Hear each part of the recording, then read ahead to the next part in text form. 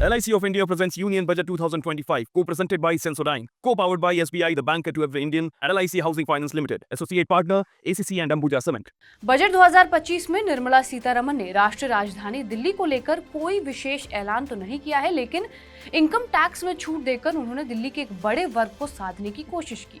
निर्मला ने यह ऐलान किया है कि 12 लाख रुपए सालाना कमाने वाले को एक भी रुपए का टैक्स नहीं देना होगा।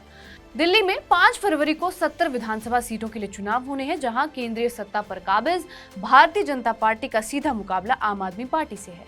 Peoples research on India's consumer economy की एक रिपोर्ट के मुताबिक राष्ट्रीय राजधानी में 67% लोग मिडिल क्लास के हैं। ये रिपोर्ट 2022 में जारी की गई थी और पीपल रिसर्च के मुताबिक पूरे देश में दिल्ली में ही सबसे ज्यादा मिडिल क्लास के लोग रहते हैं।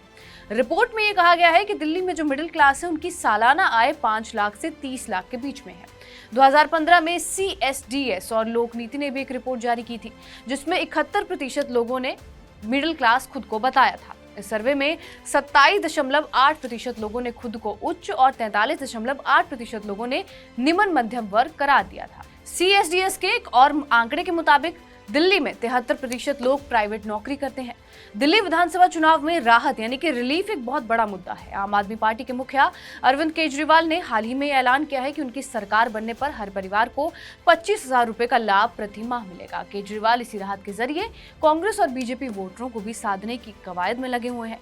दूसरी तरफ कांग्रेस ने भी अपने मैनिफेस्टो का थीम राहत पर ही रखा है। पार्टी का कहना है कि सरकार में आने पर दिल्ली के हर परिवार को राहत देने की कोशिश की जाएगी। वहीं अब इनकम स्लैब में बदलाव कर राहत को लेकर बीजेपी ने बड़ा दांव खेला है।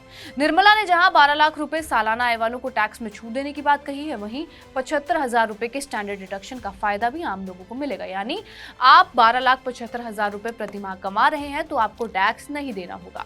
12 लाख रुपए सालाना कमाने वालों को 80,000 रुपए का सीधा फायदा होगा। पहले ये पैसा सरकार टैक्स के रूप में ले रही थी। इसी तरह 8 लाख से ज्यादा और 9 लाख से कम कमाने वालों को 30,000 का फायदा होगा। 9 लाख से 10 लाख के बीच के आय वाले को 40,000 और 10 लाख से 11 लाख रुपए सालाना इनकम वाले को 50,000 रुपए का फायदा होगा। वहीं 11 लाख से ज्यादा और 12 लाख से कम आय वालों को 65,000 का लाभ होगा। दिल्ली में टैक्स में छूट को लेकर सियासी दांवपेच का खेल अभी भी यानी कि चल ही रहा था। बहरहाल आपका इस वीडियो के ऊपर क्या कुछ कहना है, हमें कमेंट करके जरूर बताएं। बाकी देश और दुनिया की तमाम बड़ी खबरों से अपडेटेड रहने के लिए सब्सक्राइब करिए TV9 डिजिटल।